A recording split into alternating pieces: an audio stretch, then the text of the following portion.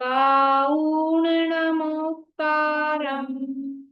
जिणवर वस हस वर्धमानस्त दंसनमग्गं गोच्छामि जहाकम्मं समासेन कर नमन जिनवर वृषभ एवं वीर श्री वर्धमान को संक्षिप्त दिग्दर्शन यथाक्रम करूं दर्शन मार्ग का। अष्टपाहुर जी नामक ये ग्रंथ है। अष्टपाहुर नामक ये ग्रंथ है श्रीमद् भगवद आचार्य कुंद कुंद देव द्वारा रचित। इसके अंतर्गत यहाँ हमने कल से मूल ग्रंथ कल से प्रारंभ किया है और पहले प्राभृत या पाहुड़ का नाम दर्शन पाहुड़ यहाँ प्रारंभ किया है।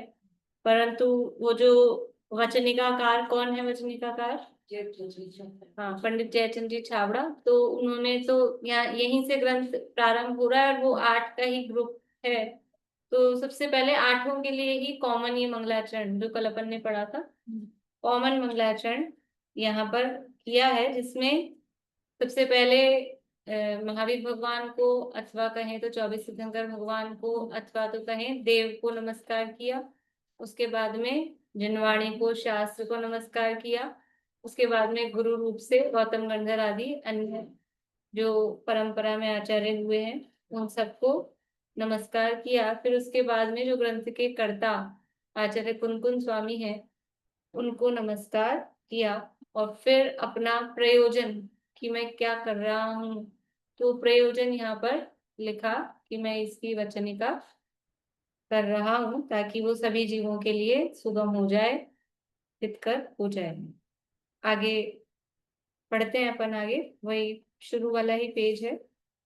प्राभृत का अर्थ कल अपन ने देखा था। प्राभृत यानी हाँ पाहुड़, पाहुड़ को संस्कृत में बोलते हैं प्राभृत और उसका अर्थ भेंट या भाजन। आगे लास्ट लाइन है इस पेज की। इस प्रकार मंगल पूर्वक प्रतिज्ञा करके श्री कुनकुंद आचार्य कृत प्राकृत गाथाबद्ध पाहुड़ ग्रंथों में से कुछ की देश भाषा में वचनिका लिखते हैं। वहां प्रयोजन ऐसा है, ये जयचंद जी छाबड़ा लिख रहे हैं प्रारंभ में, कि जो वचनिका लिख रहे हैं देश भाषा में, तो क्यों लिख रहे हैं, वहां प्रयोजन ऐसा है कि इस हुंडाव सर्पणी काल में मोक्ष मार्ग की अन्यथा प्ररूपणा करने वाले अनेक मत प्रवर्तमान हैं। यानी इस काल में देखो, ये हुंडाव सर्पणी काल के दोष से इतना ग्रहित मिथ्यात्व होता है, इतना ग्रहित मिथ्यात्व हाँ विदेश क्षेत्र में नहीं होता है, और सामान्य काल, पंचम काल हो, चौथा काल हो तो चौथे नहीं होता है।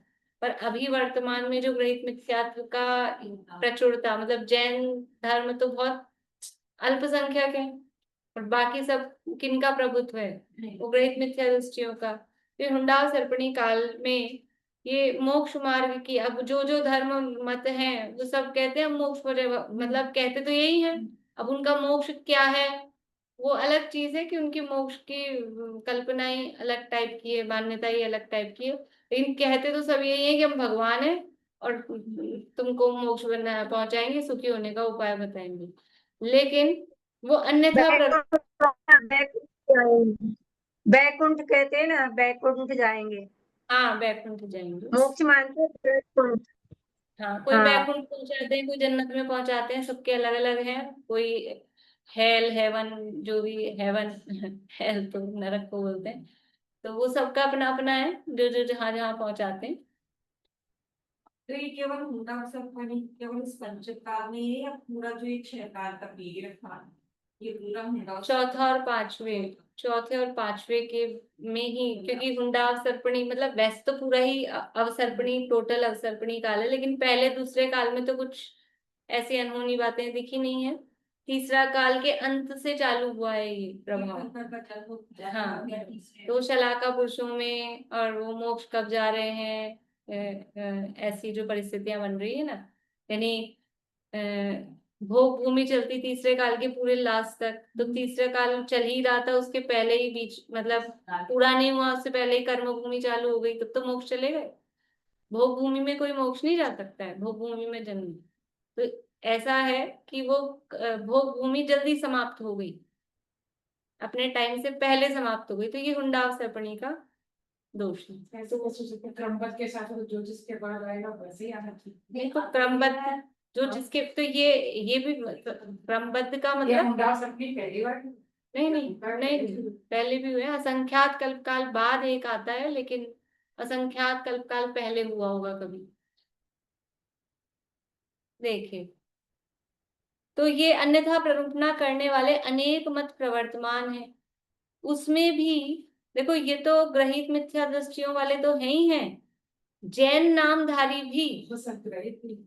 सही बात है, वास्तव में तो वो सब भी ग्रहित ही हैं, लेकिन जो स्पष्ट रूप से अन्य देवी देवताओं को मानने वाले, वो तो वो स्पष्ट ग्रहित हैं, पर जो मानने में अपने समझ लो 24 तीर्थंकर परमात्माओं को, अनंत भगवान को मानते हुए दिख रहे हैं, ऐसे जैन नामधारी भी, वो भी मोक्ष मार्ग के नाम पे अलग अलग मत चलाते हैं, और ये अलग अलग मत चल रहे हैं। इतने जो संप्रदाय भेद हो रखे हैं, सभी धर्मों में हो रखे हैं, जैनों में भी हो रहे हैं, औरों में भी जाके देखो ना, तो सबके कहीं ना कहीं ये अलग अलग है, वो अपन इतनी अंदर डिटेल में नहीं जाते। पर जैन धर्म में जो इतने मत मतांतर हो रहे हैं, ये भी इस काल दोष का प्रभाव है, और वो चंद्रगुप्त के 16 सपनों में आया वही है सब, कितने मत मतांतर जैन धर्म में होंगे। जो केवल आर्यन को जो इसकी उत्पत्ति मान रहे हैं, वो भी जो इनका वास्तविक स्वरूप है उसके अकॉर्डिंग की मान के अन्यथा। हाँ, मतलब केवल केवल अरहंत भगवान को ही मान रहे हैं, अन्य खोटी देवी देवताओं में नहीं जा रहे, लेकिन फिर भी इनको, वो हम उनके पास नहीं जा रहे, लेकिन हम इनके पास आ रहे हैं, ये हमको पुत्र मित्र धन देंगे, ये हमारे रोग आदि दूर करेंगे। शरीर को मानना ये भी तो है, सबसे बड़ा तो ये ग्रहित नहीं, ये तो अग्रहित मिथ्या है। हाँ, अपने को शरीर मानना, ये तो अग्रहित मिथ्या है। हाँ, ठीक है, यही तो है असली मिथ्या, तो यही है। इसी के पीछे तो सारे मिथ्यात्व चल रहे हैं बाकी के। ये तो पहले भी मानते होंगे। ग्रहित अग्रहित मिथ्यात्व तो सब जगह है, चाहे विदेश क्षेत्र हो, चाहे चौथा काल हो, चाहे अग्रहित मिथ्यात्व की मनाही नहीं है। कोटि देवी देवता वाले जो ग्रहित मिथ्यात्व है उनका निषेध है, मान्यता में ग्रहित मिथ्यात्व तो रहता है, मान्यता वाले ग्रहित मिथ्यात्व का निषेध नहीं है, लेकिन विदेश क्षेत्र में ग्रहित मिथ्यात्व नहीं होता है। इसका मतलब क्या है कि वहां ऐसे आपको जगह जगह चौराहों पे मंदिर दूसरे कोई से वो नहीं मिलेंगे, ऐसा वाला ग्रहित मिथ्यात्व नहीं है कि कहीं भी लाल पत्थर पे वो सिंदूर लगाया और बन गए भगवान और नारियल फोड़ दो, ऐसा वहां विदेश क्षेत्र में नहीं मिलेगा, इसलिए कहते हैं वहां ग्रहित मिथ्यात्व नहीं। लोगों की मान्यता में तो है, वहां मंदिर मिलेंगे तो एकमात्र जिनेंद्र भगवान, वही वही मिलेंगे, लेकिन अब उनको मानते हुए भी अपन कह रहे हैं ना, उनको मानते हुए भी वो मान्यता में ग्रहित मिथ्या, उन्हीं को करता धरता मानना, उन्हीं को हमारा सुख दुख देने वाला मानना। में जो मूर्तियां होती है उनके फोटो लाल जैसे दिखते हैं या वो तो पत्थर का ही कलर है ना, तो वो तो पत्थर का ही कलर है, वो ऊपर से किया हुआ नहीं है। वो दिखता है तो अपन जो दिखता है उसी को मान लेते हैं। अरे तो दिख रहा है ना, कलर तो पत्थर में ही आ रहा है, फिर कैसे मानेंगे, पत्थर का अलग से थोड़ी ना लगाया हुआ है, जब वो वर्णन ये है ना वैसे है, ऐसा। अपने होठों का कलर कौन सा है, आपने लगाया ऊपर से, ये कलर और ये कलर में अंतर है कि नहीं है, है कि नहीं है, तो फिर दिख रहा है, इसका मतलब ओरिजिनल है ना, उसी में स्किन में ही ऐसा कलर है अपने आप ही, कि यहाँ की स्किन का कलर ऐसा है, यहाँ की स्किन का कलर ऐसा है, किसी के तो और डार्क होता है, तो ऐसा लगता है कि लिपस्टिक लगा रखी है क्या, तो ये तो ओरिजिनल ही ना, ये कलर कैसा और ये कलर कैसा है, ओरिजिनल ही है ना, अलग से रंगा नहीं है ना, ऐसी ओरिजिनल वो कृत्रिम प्रतिमा है, ऐसी ओरिजिनल वो कृत्रिम, वो भी पुद्गल है, ये भी पुद्गल है, क्या दिक्कत है, ये भी पुद्गल है वो भी पुद्गल है, हो सकते हैं ना कलर, क्या प्रॉब्लम है। चलिए आगे बढ़ते हैं। उसमें भी इस पंचम काल में केवली शुद्ध केवली का विच्छेद होने से जिन मत में भी जड़ वक्र जीवों के निमित्त से परंपरा मार्ग का उल्लंघन करके श्वेतांबर आदि बुद्धि कल्पित मत हुए हैं। अभी पंचम काल है, अब यहाँ पर साक्षात केवली शुद्ध केवली परमा है नहीं भगवान, तो साक्षात भगवान हो तो वहां जाके निर्णय किया जा सकता है कौन सही है कौन गलत है। जैसे समझ लीजिए कि कोई टीचर पढ़ा रहा है, तो अभी वो टीचर विद्यमान है, अब दो स्टूडेंट्स में कंट्रोवर्सी हो गई, नहीं सर ने ये पढ़ाया था, नहीं सर ने ये पढ़ाया था, सर बैठे हैं जाके पूछ लेंगे, कोई दिक्कत नहीं है। अब सर तो गए, परलोक सिधार गए, अब कंट्रोवर्सी हो रही है, वो हो गया ना नारद और पर्वत में कि अज का अर्थ क्या है, अब वो तो है नहीं, तो फिर कोई कुछ अर्थ निकालेगा, कोई कुछ अर्थ निकालेगा। तो यहाँ पर भी साक्षात केवली शुद्ध केवली कोई है नहीं, उनका विच्छेद हो गया। तो जड़ वक्र जीवों के निमित्त से, देखो क्या शब्द दिया है, जड़, जो जड़ बुद्धि जिनका मतलब ज्ञान ही काम करना बंद कर दिया, और वक्र सब टेढ़ा मेढ़ा हो गया है एकदम। हाँ, वक्र का मतलब है वो ज्ञान उलट पुलट हो गया ऐसा। जड़ वक्र जीवों के निमित्त से परंपरा मार्ग का उल्लंघन कर, वास्तविक मूल परंपरा क्या थी, दिगंबर परंपरा, उसका उल्लंघन करके श्वेतांबर आदि बुद्धि कल्पित मत हुए हैं। उनका निराकरण करके यथार्थ स्वरूप की स्थापना के हेतु दिगंबर आमनाय मूल संघ में आचार्य हुए और उन्होंने सर्वज्ञ की परंपरा के अविच्छेद रूप प्ररूपणा के अनेक ग्रंथों की रचना की है। यानी उस श्वेतांबर आदि का निराकरण करके और यथार्थ वास्तविक जो धर्म का स्वरूप है उसके लिए वो दिगंबर आमनाय में मूल संघ कहते हैं, एक मूल संघ मतलब ये जो कुंकुंदाचार्य आदि की परंपरा है वो, हाँ वो मूल संघ और एक काष्ठा संघ ऐसे चलते हैं। तो मूल संघ को अपन मानते हैं। तो मूल संघ की में आचार्य हुए और उन्होंने जो सर्वज्ञ भगवान की परंपरा थी उसके अविच्छेद मतलब उसमें कोई खंड नहीं पड़ा, उसी से कनेक्टिंग प्ररूपणा के अनेक ग्रंथ रचे। ये जो भी ग्रंथ हमारे पास में आए हैं मतलब छोटी से छोटी पुस्तक तक भी, बालबोध तक भी, वो उसी परंपरा में कनेक्टेड होती भी आई है अविच्छेद रूप से। उनमें दिगंबर संप्रदाय मूल संघ नंदी आमनाय सरस्वती गच्छ में श्री कुंद कुंद मुनि हुए और उन्होंने पाहुड़ ग्रंथों की रचना की। उन्हें संस्कृत भाषा में प्राभृत कहते हैं और वे प्राकृत गाथाबद्ध हैं। देखो अब ये कुंद आचार्य मतलब ये एक तो मूल संघ, फिर उसमें ये नंदी, मूल संघ में भी अलग अलग नंदी वाला ग्रुप तो नंदी आमनाय, और इनमें भी फिर और गच्छ अलग होते होंगे तो सरस्वती गच्छ ऐसे। थोड़ा देखना पड़ेगा मतलब समझना हो तो इनको कि संघों में किस किस तरह से हुए हैं। तो इतना देख लीजिए कि मूल कुंद आचार्य मूल संघ में नंदी आमनाय में सरस्वती गच्छ में हुए और उन्होंने इन पाहुड़ ग्रंथों, पाहुड़ वर्ड कौन सी भाषा का है, प्राकृत का, और उसको संस्कृत में क्या बोलते हैं, प्राकृत। ठीक है। काल दोष से जीवों की बुद्धि मंद होती है जिससे वे अर्थ नहीं समझ सकते, इसलिए देश भाषामय वचनिका होगी तो सब पढ़ेंगे और अर्थ समझेंगे तथा श्रद्धान दृढ़ होगा। कुंद आचार्य ने प्राकृत में गाथाएं लिख दी। अब उस समय तो प्राकृत भाषा प्रचलन में थी, अब काल दोष से वो प्राकृत भाषा को समझने वाले रहे नहीं। समझ लो अभी अपने से एक दो पीढ़ी पीछे जाओ, यहाँ जयपुर में जब मेरे दादाजी दादाजी, अभी तो मम्मी जी पापा जी भी अभी भी मारवाड़ी में बात करते हैं। हाँ, मारवाड़ी चलती है, वो ढूंढारी तो अलग, अभी मारवाड़ी चलती है ना अपने ऐसे। तो अब आजकल के बच्चे वो पूछेंगे क्या बोल रहे हो, कोड़े जा रहे हैं तो उनको समझ नहीं आएगा कोड़े क्या होता है, कट्ठे जा रहे हैं उनको समझ नहीं आएगा, काहे कर रहे हैं उनको नहीं समझ आता है। तो अब उसको अभी हिंदी की गिनती नहीं आती, 67 बोल दो, 54 बोल दो, ये पारुल को नहीं आएगी, ये पूछती है जबकि इतनी छोटी नहीं है लेकिन नहीं आ रही है ना ये। तो अब क्या करना पड़ेगा, बोलना पड़ता है 67 54।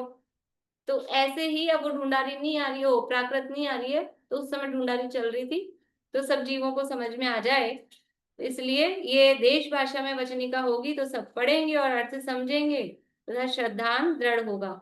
ऐसा प्रयोजन विचार कर वचनिका लिख रहे हैं। वचनिका का अर्थ सबको क्लियर है? मतलब उसकी देखो टीका कहलाती है, वो ज्यादातर संस्कृत वाली को टीका कहते हैं, हिंदी में भी उसको टीका बोल सकते हैं, पर उस टाइम पे जब ये हुए थे तो वचनिका शब्द वांचन, जैसे करना वांचन हो रहा है और वांचन से बना है वचनिका, जिसको पढ़ के ऐसा लगे कि बस पढ़ना ही काफी है। जैसे ये जो है ना रत्नकरण शावकाचार सदाशिव दास जी वाला, वो कैसा लगता है, उस पे क्लास चलाना और उस पे प्रवचन करना, वैसे तो कोई है ही नहीं, वो खुद ही अपने आप में ऐसा है कि बस वांचन करो और समझ में आएगा। ये मोक्षा प्रकाशक है, वो कैसा है, पढ़ते जाओ वांचन करो तो इसलिए उसको वचनिका कहते हैं। मतलब जिसको ध्यान से पढ़ने पर स्वयं समझ, हाँ, जो खुद ही अपने आप में प्रवचन जैसा है, मतलब ऐसा। लेकिन अब काल और समझ लो हीन हो गया कि वचनिका की भी प्रवचन क्लास वो करनी पड़ रही है, तो बोर्ड हिंदी की और समझ में नहीं आती, हाँ, सरल हिंदी। और मतलब काल ऐसा हीन हो गया है। ऐसा प्रयोजन विचार का वचनिका लिख रहे हैं, अन्य कोई ख्याति बड़ाई या लाभ का प्रयोजन नहीं है। पहले ही डिस्क्लेमर दे रहे हैं, कोई ये समझे इनको अपना नाम करना है, इनको किताब लिख के पैसा कमाना है, इसलिए भी तो लिखते हैं ना, किताब किताब लिखेंगे फिर पैसा कमाएंगे, नाम होगा, लोग हमारे फॉलोअर्स बन जाएंगे, ये वो, मतलब ऐसा। तो मैम ऐसा ख्याति लाभ बड़ाई का, कोई पैसा कमाने का वो कोई उद्देश्य नहीं है। बोलिए। मैम पेज नंबर क्या है, समझ में नहीं दो आ रहा। दो नंबर, जो ऊपर नंबर डले हुए हैं पेज, ग्रंथ जो कल अपन ने चालू किया था उसके आगे पढ़ लें। कल थी नहीं मैम। अब वो तो 2 नंबर पेज है, ठीक है। देखिए आगे, 3rd पैराग्राफ इसका। इसलिए हे भव्य जीवों, ये खुद का प्रयोजन उन्होंने बता दिया, अब हमारा क्या कर्तव्य है वो बता रहे हैं। इसलिए हे भव्य जीवों, इसे पढ़कर अर्थ समझकर चित्त में धारण करके यथार्थ मत के बाह्यलिंग एवं तत्वार्थ का श्रद्धान दृढ़ करना। देखो तत्वार्थ श्रद्धान दृढ़ होने के लिए भी पहले, मतलब तत्वार्थ में ही, तत्वार्थ कौन से हैं? हाँ कौन से हैं? सबसे क्यों बोलते हैं सब, मुझे उनसे निकलवाना है। जीव है, जीव आश्रम बन सांगड़ निश्चय। हाँ, ये वो क्या दिन में माइक बंद करके बैठी रहती हैं, तो इसलिए थोड़ा सी वो वीडियो बंद करके बैठी रहती है, तो थोड़ी इनकी भी गला खुल जाए इसलिए। जीव अजीव आश्रव बंध संवर निर्जरा मोक्ष, ये 7 तत्व हैं। तो इन 7 तत्वों का श्रद्धान करना है हमको। देव से क्या मतलब, शास्त्र से क्या मतलब, गुरु से क्या मतलब, कोई भी हो क्या फर्क पड़ता है, हम तो 7 तत्वों का श्रद्धान करेंगे, तत्वा श्रद्धान सम्यक दर्शनम हो जाएगा। तो देव शास्त्र गुरु को जानना समझना निर्णय करना जरूरी है कि नहीं है? उनके बिना दर्शन होगा। क्यों है जरूरी, श्रद्धा क्यों है जरूरी निशा आंटी? देव शास्त्री गुरु हमें मोक्ष मार्ग का उपदेश दे, पता चलता है उनसे ही, भगवान के केवल ज्ञान में ही, तो केवल ज्ञान में जो वाणी आई है उसी से पता चला, और सम्यक दर्शन में निमित्त बनते हैं। चलिए ठीक है, बढ़िया। और कोई? जब तक भाव नहीं आएंगे तब तक। अनीता आंटी, मतलब बात आपकी सही है लेकिन कुछ और निकलवाना है मुझे। तत्वों का भी तो ना देव देव अपने देव ने शास्त्र ने गुरु ने ही बताया ना कि 7 तत्व कौन से हैं, क्या अपने प्रयोजन बहुत है। बढ़िया। देखो इसलिए देव उन्हें शास्त्र श्रद्धान गुरु करें। में 7 तत्व हैं कि नहीं है? देव शास्त्र गुरु में ही 7 तत्व हैं कि नहीं? तो 7 तत्व को जानना मतलब देव शास्त्र गुरु को जानना। मोक्ष तत्व वो देव का श्रद्धान है कि नहीं? देव के अलावा मोक्ष तत्व क्या है? और संवर निर्जरा वो गुरु के अलावा क्या है? गुरु ही तो है संवर निर्जरा रूप। मोक्ष मार्ग वो गुरु है, और मोक्ष है वो देव है, और उन्हीं की तो वाणी शास्त्र है। और संवर निर्जरा को जानेंगे तो आश्रव बंध को जाने बिना संवर निर्जरा को जान लेंगे? और इन सबको जानेंगे तो बिना जीव अजीव को जाने इनको जान लेंगे। इसलिए सात तत्व का सिद्धांत का हो चाहे देवशास्त्र गुरु का सिद्धांत का हो, कंपलसरी है। ऐसा नहीं हो सकता कि देवशास्त्र गुरु का सिद्धांत तो व्यवहार से, हमें व्यवहार से क्या काम, हम तो केवल तत्वार्थ सिद्धांत करेंगे या केवल आत्म सिद्धांत करेंगे। इम्पॉसिबल, हो ही नहीं देव में सकता है। मोक्ष तत्व जीव तत्व भी तो आना चाहिए। मोक्ष में क्या पर्याय रूप से लेते ना, मतलब शुद्ध, और देव भी वो निर्मल पर्याय है, इसलिए अकेला मोक्ष को नहीं है। तो यहाँ देखो क्या कह रहे हैं कि इसे पढ़कर अर्थ समझकर चित्त में धारण करके यथार्थ मत के बायलिंग, ये इन दो शब्दों के लिए बता रही थी मैं, बायलिंग एवं तत्वार्थ श्रद्धांत दृढ़ करना। बायलिंग का मतलब है देवशास्त्र गुरु का, सच्चे देवशास्त्र गुरु का निर्णय। बाहर में सच्चे देव कौन है, सच्चे गुरु कौन है, और सच्चे शास्त्र क्या है, या सच्चा धर्म क्या है, देवगुरु धर्म भी कह सकते हैं, ये बाह्यलिंग। और तत्वार्थ का श्रद्धान, सात तत्वों का श्रद्धान, ये दो चीजें तो दो दो कहने के लिए बताई हैं, खुलासा करके कहने के लिए। वास्तव में दोनों एक ही है, लेकिन जब तक सच्चे देवशास्त्र गुरु का निर्णय नहीं होगा, जो आप लोगों ने पहला जवाब दिया ना, जब तक सच्चे देवशास्त्र गुरु का निर्णय नहीं होगा तो तत्व सात होते हैं और उनका अपने को श्रद्धांत करना ये पता कहां से चलेगा, क्योंकि ये सात तत्व की बात और जगह मिलनी ही नहीं है। वो सब आश्रव में ही धर्म बताएंगे, आश्रव ही करने को कहेंगे। शुभ भाव पुण्य, बस राग करो, प्रेम से रहो, प्रेम से रहो, जी और जीने दो, वही धर्म है। नहीं, जहाँ शुभ शुभ से शुभ धर्म से ही मोक्ष हो जाता है। हाँ वही यानी तो, शुद्ध उपयोग तो है ही नहीं, इसका मतलब है ना।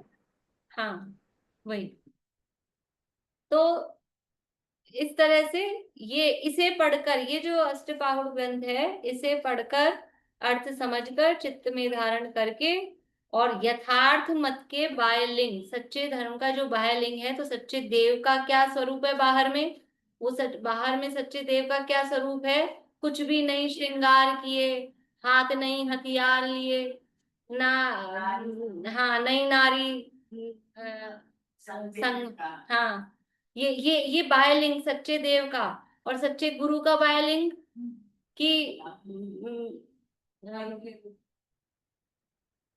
बोल लो कोई से भजन की लाइन।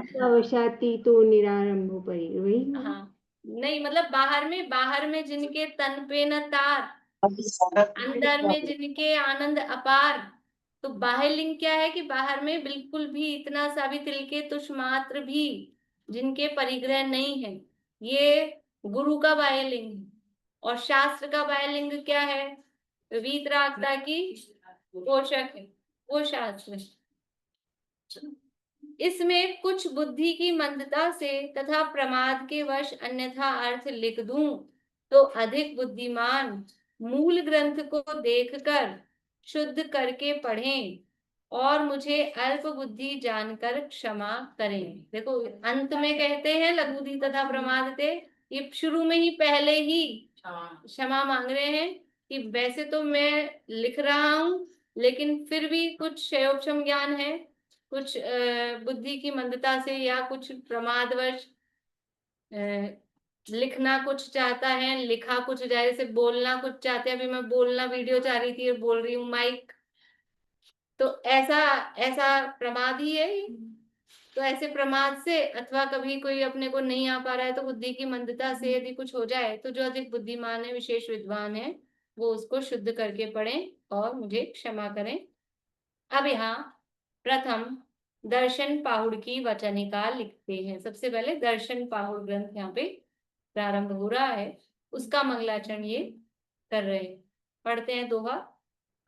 वंदू श्री अरिहंत मन वचन एकता मिथ्या भाव निवारिके करे सुदर्शन ज्ञान। वंदू श्री अरहंत को, श्री अरहंत भगवान को वंदना करता हूँ, नमस्कार करता हूँ। कैसे? मन वच तन इकतान, तीनों को एक करके, यानी नमो त्रियोग संभारी के, यानी ऐसा नहीं है कि मैं काया से तो कर रहा हूँ, मन कहीं और है या शब्द कहीं और है। एक तान यानी एक लाइन में तीनों को करके, तीनों से ही मैं उनको वंदना कर रहा हूँ। कैसे हैं वो अरहंत भगवान? मिथ्या भाव निवारिके। देखो दोनों तरह से अपन इसको अर्थ लगा सकते हैं। अरहंत भगवान कैसे हैं, अथवा मैं उनको जो नमस्कार कर रहा हूँ वो किस प्रकार से कर रहा हूँ। तो पहले अरहंत भगवान कैसे हैं? जो मिथ्या भाव निवार के, मिथ्यात्व को दूर करके, मिथ्यात्व भाव को निवार के यानी दूर करके, करें यानी करते हैं, सुदर्शन ज्ञान, सम्यक दर्शन सम्यक ज्ञान उत्पन्न करते हैं, मतलब निमित्त बनते हैं, हमारे मिथ्यात्व को दूर करके सम्यक दर्शन ज्ञान की उत्पत्ति में वो कारण बनते हैं। ऐसे में अनंत भगवान को मन वचन काया की एकता पूर्वक नमस्कार करता हूँ। ये पहला अर्थ हुआ। और दूसरा अर्थ कैसे करेंगे कि मैं अनंत भगवान को नमस्कार कर रहा हूँ मन वचन काया की एकता पूर्वक। मैं कैसा हूँ, मैं किन भावों सहित अनंत भगवान को नमस्कार कर रहा हूँ कि अपने मिथ्यात्व भाव को दूर करके सम्यक दर्शन ज्ञान को प्रकट करके फिर उनको नमस्कार कर रहा हूँ। लेकिन पहला वाला अर्थ है वो ज्यादा जमता है कि अनंत भगवान कैसे हैं, वो करें, वो करते हैं, सम्यक दर्शन ज्ञान को उत्पन्न करते हैं, अर्थात उत्पन्न करने में निमित्त हूँ। हमारे सम्यक दर्शन ज्ञान में हमारे हाँ। देखिए अब ग्रंथकर्ता श्री कुंद आचार्य ग्रंथ के आदि में ग्रंथ की उत्पत्ति और उसके ज्ञान का कारण जो परंपरा गुरु का प्रवाह, उसे मंगल के हेतु नमस्कार करते हैं।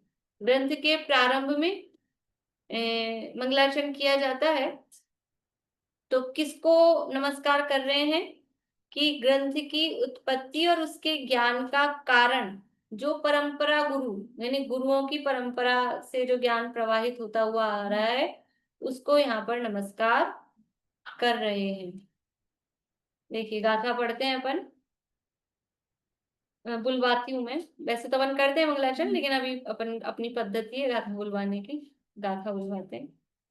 काऊण नमुकारम जिणवर वस हस वड मानस, जिणवर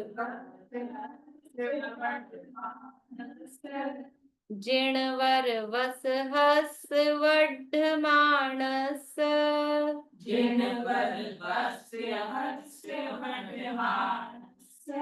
यहाँ ज्यादा रुकना जोड़ नहीं लगाना, जिनवर वस हस ऐसा, वो वस नहीं है, वस जिनवर वस हस, वो एक ही से है वहां। दंसण मग्गम वोच्छामि,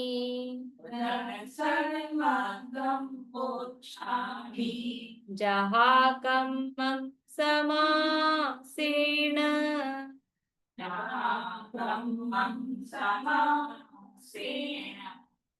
काऊणमुक्कारं जिणवर वस हस वड मानस,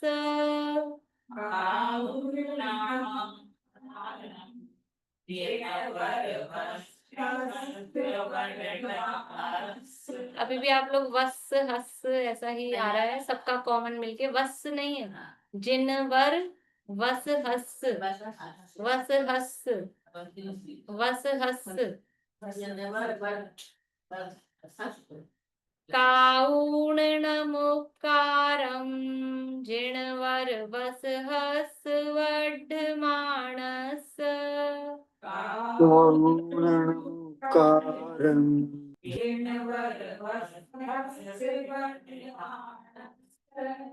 दंसण मग्गम वोच्छामि जहाकं मम समासेन,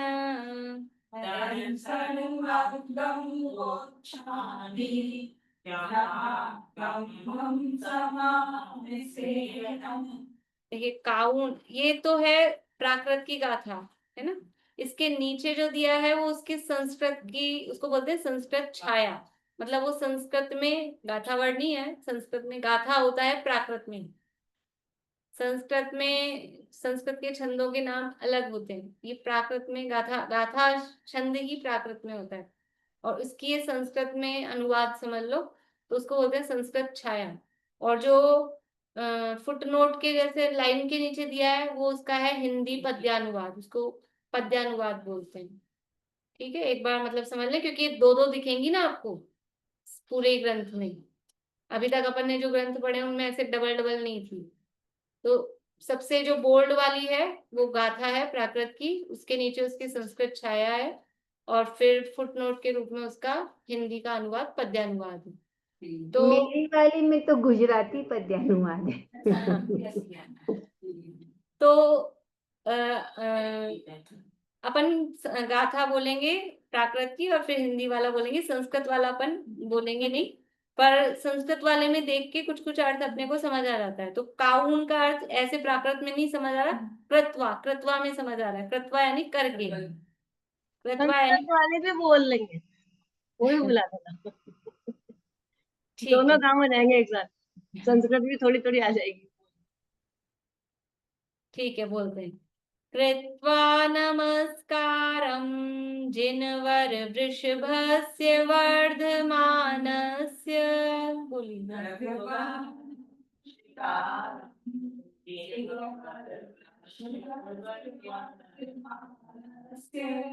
दर्शन मार्गं वक्ष्यामि यथाक्रमं समासेन।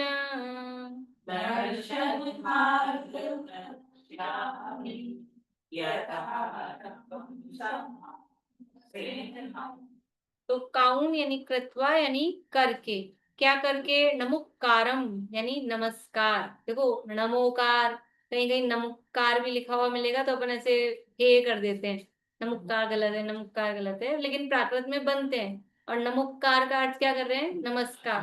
तो नमस्कार मंत्र होता है अपने, तो नमोकार भी होता है, नमुक्कार भी होता है, पर ज्यादा प्रचलन में नमोकार है, पर बनता है प्राकृत में नमुक्कार।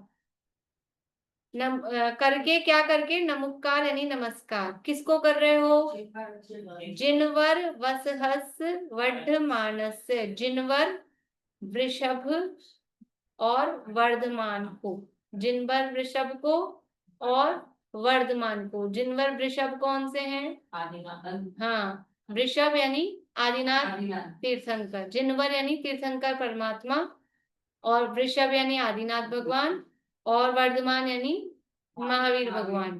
पहले को ले लिया, अंतिम को ले लिया, बीच वालों को सबको ले लिया, छोड़ा नहीं है। साड़ी समेटते हैं ना अपन, एक कॉर्नर पकड़ते हैं, दूसरा कॉर्नर पकड़ते हैं, तो पूरी साड़ी पकड़ में आती है कि नहीं आती है, ये पूरा पकड़ा, छोड़ा नहीं है।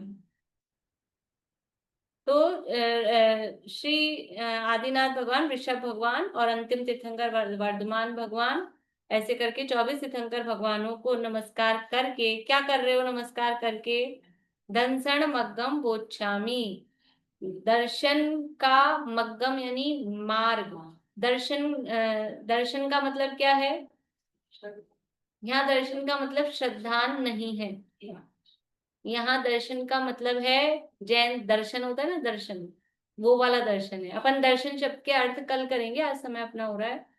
तो यहाँ दर्शन मतलब श्रद्धान वाला दर्शन, यद्यपि उससे निकालेंगे तो अर्थ वो निकलेगा, लेकिन अभी सीधा समझने के लिए, जैसे जैन दर्शन में समझ में आता है, जैन दर्शन, बौद्ध दर्शन, वो वाला दर्शन है, उसका मार्ग, श्रद्धान का मार्ग नहीं, दर्शन का मार्ग। अब दर्शन का अर्थ इसमें क्या है, दर्शन अर्थात मत, ऐसा। तो दंसण मग्गम यानी जो मत है, उसका मार्ग, वोच्छामी यानी कहूंगा, वोच्छामी यानी कहूंगा, वोच्छामी समय पाहुड़म इणम, वहां पे भी है ना समय सार में पहले, कर्मकांड में, हाँ समय सार में, हाँ। तो वोच्छामी यानी कहूंगा, कैसे कहूंगा, जहा कम्मम यानी यथाक्रम, जहा कम्मम यथाक्रम, क्रम से, और समासेन यानी संक्षेप में, उसको क्रमानुसार संक्षेप में कहूंगा, समास यानी संक्षेप। तो संक्षेप में मैं ये दर्शन का यानी मत का मार्ग को कहूंगा। कैसे कहूंगा कि आदिनाथ भगवान को, ऋषभदेव भगवान और वर्धमान भगवान को नमस्कार करके मैं दर्शन का मार्ग को संक्षेप में यथाक्रम कहूंगा। इसका देश भाषा में अर्थ देखो, अपन वैसे अपन जो पढ़ते हैं तो उसमें अन्वय वो होता है, अन्वयार्थ वगैरह, इसमें ये ऐसे ही अर्थ है इनकी जयचंद जी छाबड़ा के, केवल ये अर्थ पढ़ रहे हैं फिर पूरा करते हैं। आचार्य कहते हैं कि मैं जिनवर वृषभ ऐसे जो आदि तीर्थंकर श्री वृषभदेव तथा अंतिम तीर्थंकर वर्धमान, उन्हें नमस्कार करके दर्शन अर्थात मत का जो मार्ग है उसे यथानुक्रम संक्षेप में कहूंगा। गाथा और पद्यानुवाद का पाठ एक साथ करेंगे। काउण नमुकारम जिणवर वस हस्त वर्धमानस दंसन मग्गम पोच्छामि जहाकम समासेन कर नमन जिनवर वृषभ एवं वीर श्री वर्धमान को संक्षिप्त दिग्दर्शन यथाक्रम करूं दर्शन मार्ग का। मंगलाचरण में भी यही हो गया, अंतिम मंगल में भी यही हुआ। इस तरह से एक ग्रंथ का प्रारंभ हमने किया है, शेष चर्चा कल करेंगे। जिनवाणी संस्कृत वाले का ज्यादा अच्छे से समझ में आ रहा है, प्राकृत से ज्यादा संस्कृत वाले में ज्यादा अच्छे से समझ में आ रहा है, प्राकृत से थोड़ा टफ पड़ रहा है। बढ़िया बढ़िया। वो अभी तक अपन ने कार्तिक अनुप्रेक्षा पढ़ी ना, उसकी प्राकृत बहुत सरल थी, इसीलिए मैंने कहा भी था उस समय कि प्राकृत सीखने के लिए उसको रेफर किया जाता है, वो बहुत सरल प्राकृत है। यहाँ थोड़ी सी मतलब उससे थोड़ा सा स्टैंडर्ड अलग है। जैसे मोक्ष मार्ग भी कह सकते हैं।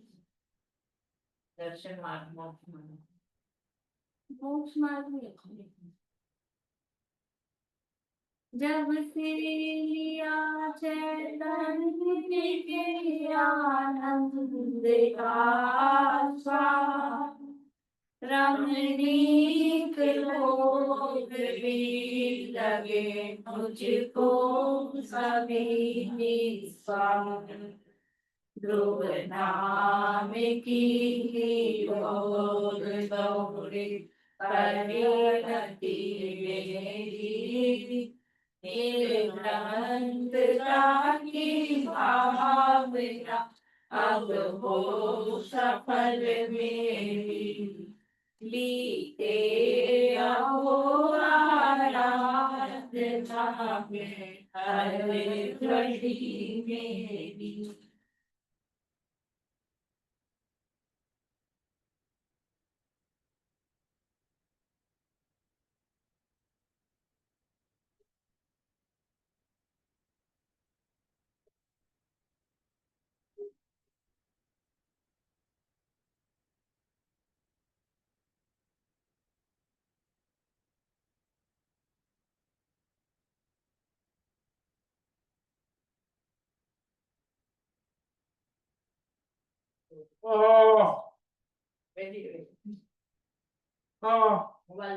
जय बुद्धाश्रम में जिनवाणी माता की जय। जय जय सभी को। यहाँ लाइट चली गई है इसलिए अंधेरा हो गया एकदम।